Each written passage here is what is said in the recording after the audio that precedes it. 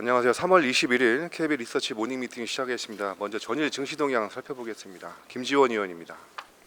네, 안녕하세요. 시황팀 김지원입니다. 증시 동향 정리하겠습니다. 전일 증시는 FOMC 경계감이 유지된 가운데 삼성전자 강세에 코스피는 상승한 반면 코스닥은 약보 합세에 마감했습니다. GTC 2024에서 젠슨 황을 통해 삼성전자가 언급된 점과 전일 주주총회를 진행하면서 자체 AI 가속기 출시 계획을 공개하는 등 AI 기대감이 작용하면서 삼성전자가 급등했습니다. 약 6개월 만에 5%대 넘는 급등이었는데요.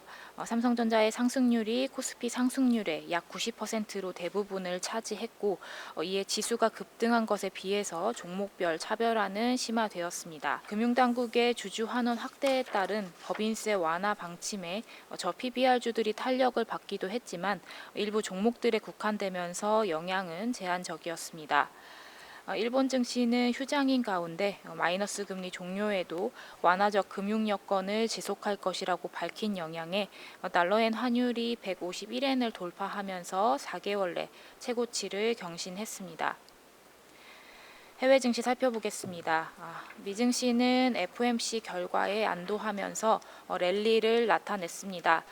다우지수는 사상 최고치를 경신했고 S&P 500 지수도 처음으로 5,200선을 돌파하면서 마감했습니다. 연준은 금리 동결 및 연내 세 차례 인하 전망을 유지했습니다. 연말 금리를 4.6%로 전망을 유지했고요. 내년 인하 속도는 늦춰질 것을 시사했습니다. 이에 6월 금리 인하 확률은 76.6%로 급등했습니다. 종목별로는 1,030달러로 목표가를 상향된 엔비디아가 1%대 등 기술주가 강세를 보였고 치폴레는 50대 1 주식 분할 발표에 3.48% 상승했습니다. 중국 증시는 부동산 우려에도 지표 개선에 주목하면서 하루 만에 반등했습니다. 미 10년물 국채 수익률은 FOMC 결과에 안도하면서 하락했고 달러 역시 하락했습니다. 유가는 차익 매물이 출회되면서 3일 만에 하락 전환했습니다. 관전 포인트 짚어보겠습니다. 파월 의장의 성명서는 1월과 유사했습니다. 우려를 키웠던 1월과 2월의 인플레이션이 전체 전망을 바꿀 정도가 아니라고 평가를 하면서 시장은 안도했습니다. 또한 마이크론이 예상 밖 호실적에 시간외 15%대 급등을 했습니다. AI 호황에 전년 동기 대비로 흑자 전환을 했고 가이던스도 긍정적으로 제시했습니다. FOMC 불확실성 해소 및 마이크론의 호실적에 국내 증시도 상승세가 연장될 것으로 보입니다. 전체 시장으로의 매기 확산 여부에 주목할 필요가 있겠습니다. 감사합니다. 네, FOMC 결과에 안도하며 미 증시가 다시 랠리를 펼쳤는데요. 다우지수는 사상 최고치를 경신했으며 S&P 500 지수도 처음으로 5,200선을 돌파 마감했습니다. 자, 바로 이어서 브라질 채권 시장 한번 살펴보겠습니다. 박준호 의원입니다. 오늘 새벽에 브라질 통화정책회의가 있었습니다. 통화정책회의 리뷰와 브라질 채권에 대한 전망 같이 말씀드리겠습니다. 올해 한 3월 19일 기준으로 브라질 채권 투자자들은 약 1에서 2% 정도의 수익률을 얻고 있습니다. 브라질 금리는 소폭 상승을 했으나 높은 이자 수익 덕분에 채권에서 이익이 발생을 하고 있고요. 최근에 달러가 강세를 보이면서 헤아라가 달러화 대비해서는 약세를 보였지만 원화 대비로는 강세를 보이면서 외환 부분에서도 소폭의 환 차익을 얻을 수가 있었습니다. 작년에 이어서도 양호한 투자 수익률이 이어지고 있는 상황입니다. 통화정책 리뷰를 좀 말씀드리면 6회 연속 50bp 인하를 단행을 했습니다. 작년 8월 대비해서 총 300bp 인하를 한 상황이고요. 다만 앞으로는 기준금리 인하 속도 조절에 좀 주목을 해야 될 것 같습니다. 최근 성명서에 큰 변화가 있었는데 1월달 회의만 하더라도 다음 회의들에서 같은 폭, 즉 50bp 인하를 여러 번 단행하겠다라고 가이던스를 제시를 했었지만 이번 회의에서는 다음 회의 한 번 정도에서만 같은 폭의 인하를 예상한다라고 수정을 했습니다. 저희는 5월달에 50bp를 한 번 더 한 이후에 하반기에는 25bp씩 총 3회 인하를 해서 연말 브라질 기준금리 전망치를 9.5%로 제시를 합니다. 이슈를 한 가지 말씀드리면 사실 팬데믹을 거친 이후에 인플레이션이 높아졌을 때 통화 정책을 가장 잘 수행한 국가 중에 하나가 브라질이었습니다. 최근에 한 기관에서는 브라질을 올해 중앙은행으로 선정을 하기도 했습니다. 다만 올해 통화 정책과 관련해서 브라질에는 큰 리스크가 하나가 있는데 중앙은행 총재가 올해를 마지막으로 임기가 만료될 예정입니다. 특히 룰라 대통령이 통화정책 위원들을 선정하는 데 결정적인 역할을 하기 때문에 대통령의 입맛에 맞는 통화정책 중앙은행 총재가 결정될 리스크가 있다고 보고 있습니다. 실제로 이러한 부분들은 장기 기대 인플레이션 하락세가 더디게 진행되는 데 영향을 미치고 있습니다. 현재 장기 기대 인플레이션이 중앙은행 목표치인 3%보다 높은 3.8% 혹은 3.5% 수준에 머무르고 있는데 이런 부분들이 사실은 브라질 중앙은행의 총재 관련 리스크가 해소되지 않으면 더 하락하기는 어려울 것으로 보고 있습니다. 저희는 기준금리가 가파른 인하 국면은 끝났다고 보기 때문에 시장 금리 하락 기대도 조금 눈높이를 낮춰야 된다고 생각을 하고 있습니다. 그렇기 때문에 장기물 금리보다는 단기물 금리 그리고 해외화 가치가 안정적이기 때문에 단기물 금리로 이자 수익에 집중하는 투자 전략을 제시를 드립니다. 이상입니다. 네, 브라질 통화정책회의에서 기준금리를 50bp 인하를 했는데요. 그 가파른 기준금리 인하 사이클이 마무리 국면에 진입한 것으로 판단이 됩니다. 그래서 금리 하락을 기대하여 장기물을 적극 투자하기보다는 안정적인 해외화 가치를 등이 업고 단기물 채권으로 그런 이자 수익에 집중하는 전략이 필요한 시점이라는 그런 박준호 의원의 코멘트였습니다. 네, 다음은 ETF 투자 전략 살펴보겠습니다. 박유환 의원님. 네, 안녕하세요. ETF 담당 박유한입니다. 이번 자료에서는 고배당 ETF에 대해 말씀드리려고 하는데요. 연초 이후 한국 고배당 ETF들의 가격이 큰 폭으로 상승했습니다. 한국 상장 고배당 ETF 중 순자산 규모가 가장 큰 아리랑 고배당주 ETF는 연초 이후 17.1% 상승했습니다. 지난 2월 발표된 밸류업 프로그램의 핵심으로 기업의 주주환원 정책 확대에 관심이 쏠리면서 PB가 낮고 배당 수익률이 낮은 기업들을 담고 있는 ETF에 자금이 쏠렸기 때문입니다. 올해 주주환원 확대를 키워드로 모멘텀이 형성됐던 만큼 투자자들의 고배당 ETF에 대한 관심은 지속되고 있는데요. 시장의 기대를 하회하는 구체적인 기업 밸류업 계획안의 부재, 이미 높게 형성된 가격은 여전히 부담 요인입니다. 하지만 4월 분배금 지급일이 다가온다는 점을 고려해 봤을 때 3월 말 4월 초는 고배당 ETF 투자 전략을 다시 세워볼 시점으로 판단됩니다. 먼저 분배금의 개념을 한번 되짚어 보아야 하는데요. ETF는 주식의 배당금과 같은 개념으로 분배금이 존재합니다. ETF의 분배금은 주식과 달리 12월 결산 법인들의 배당금이 확정적으로 지급되는 4월 마지막 거래일을 기준으로 분배금이 지급됩니다.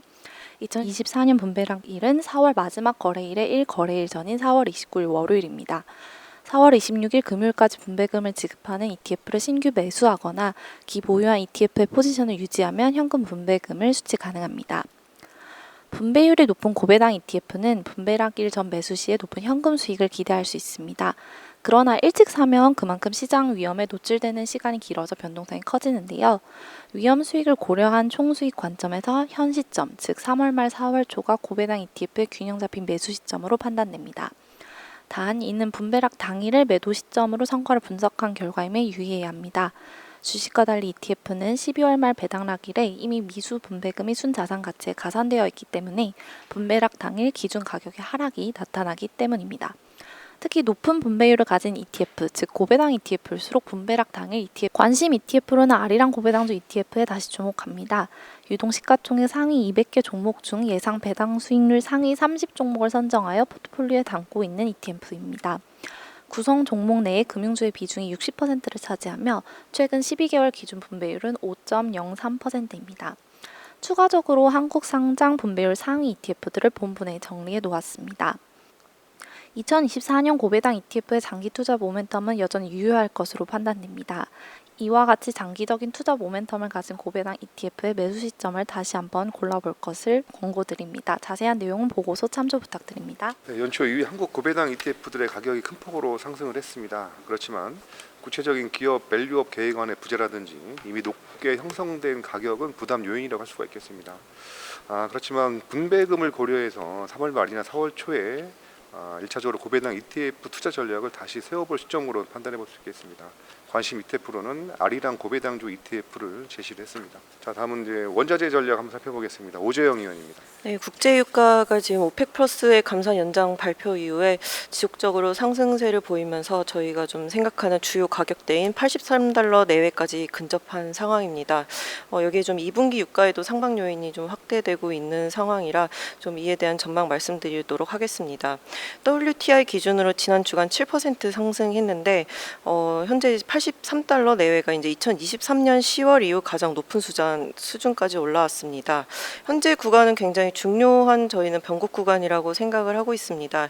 2022년 그 최고점서부터 2022년 하반기 그리고 2023년 하반기 세 차례 이제 계속해서 하락했던 시기에 그 추세의 반전을 노리는 레벨대로 지금 이제 네 번째로 그 상승하면서 이 레벨에 갇힌 상황인데 이번에 만약에 주요 가격대인 이제 83에서 84달러를 넘어서게 된다면 지난해 고점인 93에서 95달러까지 상방이 열려 있기 때문에 좀 중요하게 지켜볼 레벨대라고 생각을 하고 있습니다. 최근에 좀 상승하고 있는 요인들을 살펴보면 첫 번째는 이제 지정학적 리스크와 이제 공급 차질 발생 지속인데요.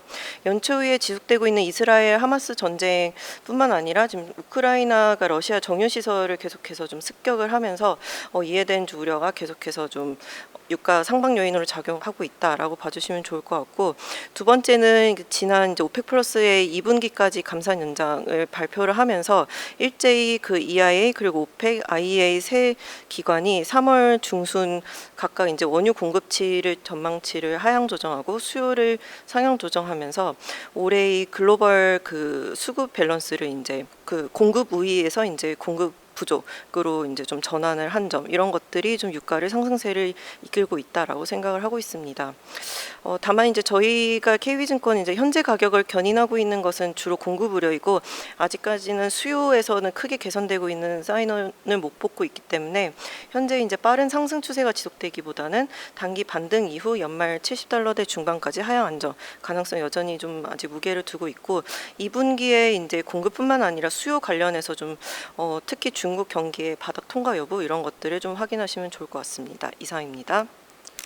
네, 오펙 플러스 감산 연장으로 주요 기간의 공급 전망 하향을 해서 유가 상승세는 지속될 것으로 보여집니다. 자세한 내용은 레포트를 참조 부탁드립니다.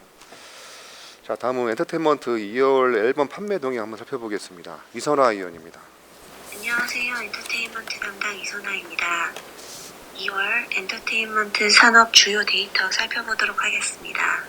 2월 서클 차트 탑100 판매량은 593만 장으로 하이브가 168만 장을 판매하면서 엔터 4사 중 최다 판매량을 기록했습니다. 2월 앨범 수출액은 전년 동기 대비 24.7% 감소한 1270만 달러로 일본 수출액이 전년비 18.4% 증가했지만 중국 수출액이 전년비 크게 감소하면서 전체 수출액이 감소했습니다. 3월에도 전년비 감소세가 이어질 것으로 예상합니다. 2월 스포티파이 리스너 수가 전월 대비 증가한 아티스트는 엔하이픈과 르세라핌, 엔팀, 보이넥스토어, 트와이스, 엠믹스, 라이즈가 있는데 그중 신보를 발매한 르세라핌과 트와이스의 리스너 수 증가세가 돋보였습니다. 그러나 주요 아티스트 합산 리스너 수는 기여도가 높은 정국과 뉴진스, 피프티피프티의 리스너 수 감소로 전월 대비 775만 명 감소했습니다. 공연의 경우 대형 아티스트의 공연이 부재하지만 아티스트별로 공연 규모가 확대되고 있음을 확인했습니다. 하이브는 엔하이픈의 페이트 플러스 투어가 9월까지 총 19회 일정 및 아레나급 규모로 진행되고 있으며 JYP 엔터의 이치 월드 투어 본투비가 홀에서 아레나급 규모로 8월까지 총 32회 진행 중입니다. 한편 대형 공연의 부재로 인해 굿즈 판매가 부진할 것으로 예상되는데요. 2월 주요 MD로는 르세라핌의 2집 앨범 MD와 엔하이픈, NCT 태용과 텐의 공연 MD가 있습니다. 그러나 르세라핌의 2집 앨범 MD는 5월 31일부터 배송이 시작되는 예약 판매 상품으로 관련 매출은 2분기에 인식될 예정입니다. SNS에서는 엔하이픈의 증가세가 돋보였는데요. 2월 전월비 SNS 플랫폼 지표가 성장한 주요 아티스트로는 르세라핌과 트와이스, 스트레이키즈, 블랙핑크, 세븐틴, 에스파가 있는데 그중 엔하이픈이 인스타그램과 틱톡, 웨이보 팔로워 수가 증가 1위를 기록했습니다. 한편 위버스에는 신인 아티스트 하이브 레이블즈 재팬 소속 엔팀이 위버스 DM을 오픈하고 미국의 지세대 톱스타 코난 그레이를 비롯해서 총 4팀의 해외 아티스트가 커뮤니티를 오픈했습니다. 2월에는 엔터 산업의 주요 데이터가 크게 변동이 없었던 만큼 월간 KRX 미디어 엔터테인먼트 수익률 또한 크게 변동사항이 없었는데요. SM은 5.2% 증가하고 YG 엔터테인먼트가 5% 수익률이 감소하는 모습을 보였습니다. 보다 자세한 내용은 리포트 참고 부탁드립니다. 감사합니다. 예, 그 국내 앨범 판매량 및 앨범 수출액 동향에 대해서 한번 살펴봤고 바로 이어서 심택에 대해서 살펴보겠습니다. 유영 의원입니다. 심탁의 목표 주가를 45,000원으로 8% 하향하고 투자 의견은 바이를 유지합니다. 목표 주가 하향은 일반 서버, PC 등 전통적 IT 제품군들의 전방 수요 회복 둔화에 따른 심택의 실적 회복 시기 지연에 따라 24년 실적 예상치를 소폭 인하했기 때문입니다. 다만 하반기로 진입하며 전방 시장 수요 회복에 따른 반도체 기판 매출 확대, 작년부터 이연되었던 비메모리형 신규 고객사 및 신규 제품 매출 증가로 실적 개선이 본격화될 전망입니다. 올해 심택의 영업이익은 1분기 전통적 비수기임에도 불구하고 3월 가동률 회복을 시작으로 1분기 적자폭 축소, 2분기 흑자 전환이 전망됩니다. 심택의 24년 실적은 매출액 1.2조 원, 영업이익 600억 원이 예상됩니다. 심택은 최근 CB와 BW를 통해 확보한 1,200억 원의 자금을 통해 비메모리형 기판의 생산 능력을 지속 확대하며 고마진 제품 비중 확대에 집중할 것으로 예상됩니다. 심택의 비메모리형 기판 매출 비중은 23년 14%에서 24년 17%, 25년에는 20%까지 지속해서 상승할 것으로 판단됩니다. 믹스 개선에 따른 장기적인 수익성 향상이 기대됩니다. 이상입니다. 네, 심택 목표 주가를 45,000원으로 8% 하향 조정하도록 하겠습니다. 전통적인 IT 제품군들의 그런 전방 수요 회복 둔화에 따른 심택의 실적 회복 시기 지연에 따라서 2024년도 실적 예상치를 소폭 인하를 했습니다. 자세한 내용은 레포트를 참조 부탁드립니다. 다음은 리파인 4분기 실적 리뷰 한번 들어보겠습니다. 이수경 의원입니다. 네, 안녕하세요. 스마켓 담당 이수경입니다. 리파인 말씀드리겠습니다. 4분기 실적은 영업수익이 184억 원, 전년 동기 대비 36.4% 증가를 했고요. 영업이익은 60억 원으로 전년 동기 대비 79% 증가를 했고 영업이익률은 32.9%를 기록을 했습니다. 실적 호조의 주된 원인은 전세주택 시장의 회복인데요. 주간 단위의 전세 가격 지수는 최근 1년 동안 꾸준히 상승세를 보여왔고 실수요자 위주인 전세주택 시장은 전세대출 수요가 증가했기 때문입니다. 리파인 내에서 업무 자동화도 적용되기 시작하면서 영업이익 증가폭도 매출액 증가폭을 상회했습니다. 리파인의 매출액 중 가장 비중이 높은 부분은 전월세 보증금 대출 서비스 부문인데요. 약 92% 수준입니다. 이 부문은 전세대출 금액이 높을수록 전세대출 건수가 많을수록 규모가 확대될 수 있습니다. 월간 전세 가격 추이가 회복 추세에 있고요. 그리고 특히 전세 사기 등 권리 관련 리스크로 인해 권리보험에 대한 수요가 증가하는 가운데 금리 인하 기조에 접어들 경우 전세대출에 연동되는 수수료 금액 상승 또한 기대해 볼 수 있습니다. 더 자세한 내용은 보고서 참조를 부탁드립니다. 감사합니다. 네, 리파인 국내 부동산 권리조사 1위 기업이죠. 4분기 실적은 영업수익 183억 원, 영업이익 60억 원을 기록을 했습니다. 전세 가격 회복 추이에 따라서 전월세 보증금 대출 서비스 영업 수익도 상승할 것이라는 이수경 의원의 코멘트였습니다. 자, 다음은 중국 전기차 이야기 한번 살펴보겠습니다. 강효주 의원입니다.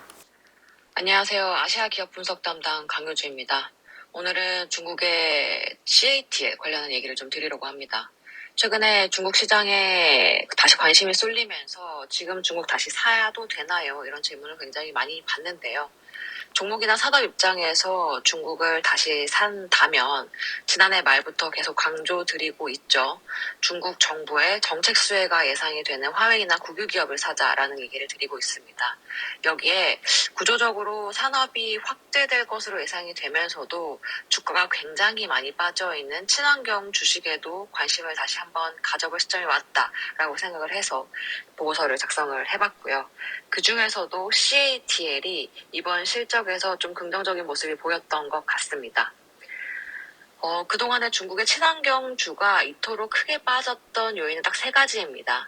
그 중에서도 CATL 같은 경우에는 이 지정학적 이슈를 제외하고 나서 적어도 제품 가격이 계속 하락하고 있었던 문제, 그리고 중국 내부에서도 점유율이 계속 줄어들고 있었던 문제, 이 2가지는 해결이 가능해 보인다는 점에서 좀 저평가되어 있지 않나라는 생각이 드는 상황입니다. 좀 설명을 드리면요. 배터리 가격이 계속 하락을 하고 있었던 거는 2차 전지 소재 공급 과잉이 올해도 지속될 것으로 보이기 때문에 마진이 개선되면서 극복되는 모습들이 계속 지속이 될 것 같다라고 생각을 하고 있습니다. 이미 2023년 연간 실적에서 이러한 모습들을 보여줬고요. 순이익이 전년 대비 43% 오르면서 서프라이즈를 보여줬는데 2차 전지 출고가가 약 10%가량 하락했음에도 불구하고 마진이 20%가량 큰 폭의 개선세를 기록을 했던 게 실적 서프라이즈의 요인이었습니다. 그런데 4대 소재 대부분이 지금 40%대의 가동률을 보일 만큼 공급 과잉이 지속되고 있기 때문에 올해에도 CATL의 마진 개선 흐름은 지속될 가능성이 높아 보입니다. 그리고 2번째로는 중국 내부에서 점유율이 계속 하락하고 있던 문제도 화웨이 자동차라는 신규 고객사가 나타나면서 수요 확대로 연결될 가능성이 높아 보입니다. 사실 중국 내부에서 경쟁자가 많아지면서 BYD를 제외하고 나서도 CATL의 중국 점유율은 60%를 상회하는 숫자에서 이 밑으로 하락을 한 상황이었습니다. 그런데 화웨이 자동차가 지난해 첫 출시가 되고 중국에서 굉장한 인기를 구가하고 있습니다.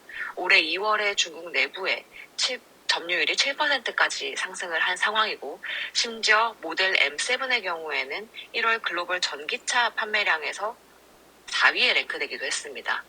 만약에 이 아이토라는 화웨이 자동차 판매량을 30만 대라고 좀 보수적으로 가정을 하고 M7을 기준으로 배터리 탑재량이 45kWh라고 가정을 한 후에 CATL이 이 아이토에 제공하는 배터리 제공률을 100%가 아니라 80%라고 가정을 한다고 치더라도 아이토가 올해 CATL의 배터리 사용을 하게 되는 규모는 10GWh 정도에 달합니다. 작년에 중국에서 CATL 배터리를 사용했던 규모의 한 6.5%, 그러니까 한 5위에 달하는 규모이기 때문에 굉장하게 큰 규모의 새로운 고객이 새로 생겼다라고 볼 수도 있는 상황이고요. 화웨이는 지금 아이토라는 브랜드 말고 장안자동차와 체리와 2~3번째 화웨이 자동차 브랜드 출시도 앞두고 있습니다. 그런데 장안과 체리는 CATL의 오랜 고객 협력사이기 때문에 이들의 브랜드 출시가 성공적으로 지속이 된다면 CATL 점유율이 계속해서 올라갈 수 있는 기회가 될 수 있지 않나라는 생각이 듭니다.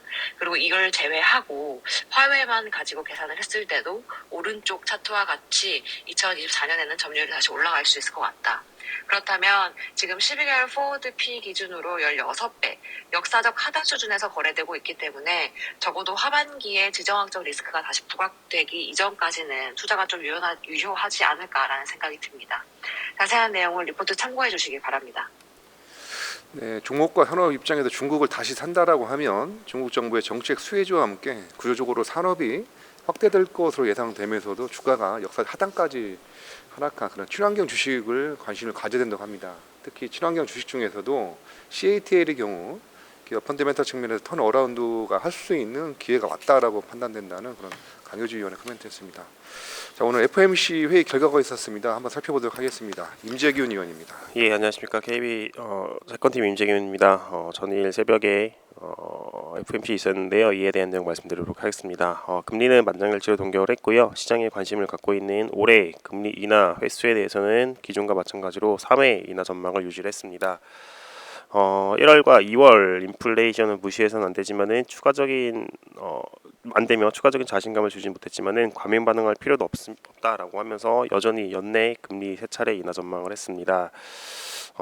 연내 세 차례 인하 전망은 유지가 됐지만은 평균은 4.7에서 4.8%로 상승을 했습니다. 그리고 세 차례 이상을 전망한 위원 중에서 한 명만 인하 전망을 축소가 된다면은 연준의 올해 인하 전망 횟수는 세 차례가 아닌 두 차례로 축소가 된다는 점에서 6월 FMC 등에서 발표될 점도표에서 연내 인하폭이 감소될 위험은 여전하다라고 저희는 보고 있습니다. 연내 금리 인하와 함께 중요했던 2025년, 2026년도 3회씩으로 지난 12월 각각 4회 및 3회보다는 축소가 됐습니다. 또한 장기 중립금리 롱거런의 중각과 같은 경우에는 기존 2.5에서 2.625%로 상향 조정이 됐고요. 평균도 2.73에서 2.81%로 상승이 된 상황입니다. 지금 당장은 인하 시점에 시장이 주목을 하고 있지만은 인하를 시작한 이후에는 인하 사이클의 끝을 생각할 수밖에 없는데요. 장기 중립금리 등이 상향 조정이 되면서 인하 폭이 축소될 수 있는 점은 좀 다소 부정적으로 받아들이고 있습니다. 연준이 금리 인하에 이렇게 조심스러운 이유는 견고한 성장 때문입니다. 올해 말 성장률은 기존 1.4에서 2.1%로 상향 조정이 됐고요. 상향 조정이 됐습니다. 이렇게 경기가 확장세를 보이고 있는 이유는 이민자 수가 유입되면서 고용 공급이 증가하고 있기 때문입니다.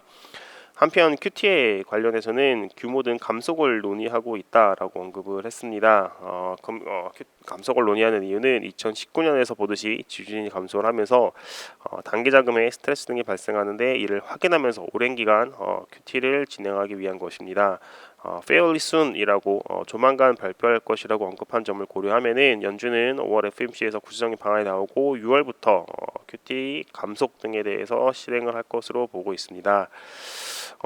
파월은 고용 시장에서 균열이 확인되고 있지 않으며 연준의 경기 전망은 기자회견과 차이를 보이고 있다는 점에서 금리 하단은 막힌 것으로 판단을 하고 있습니다. 다만 연준이 3회 인하 전망을 유지했고 기자회견에서 긴축은 노동 수요를 억제한다라고 발언한다는 점에서 다소 완화적인 스탠스를 보인 것은 시장 금리에 긍정적으로 받아들이고 있고요. 저희는 미 10년 4.3, 국고 3년은 3.4, 국고 10년 3.5 상해 시 매수해야 된다는 전망을 유지하고 있습니다. 이상입니다. 네, 연준이 기준금리를 만장일치 동결을 했습니다. 그리고 시장에서 우려했던 금리는 횟수였는데요. 그 금리는 횟수를 기존과 같은 3회로 유지한다라고 밝혔는데요. 이 10년물 금리는 4.3%, 국고 3년은 3.4%, 국고 10년은 3.5%를 상해 시에는 매수해야 한다는 전망을 유지를 하도록 하겠습니다. 자세한 내용은 레포트를 참조 부탁드립니다. 이상으로 3월 21일 KB 리서치 모닝 미팅 마치도록 하겠습니다. 감사합니다.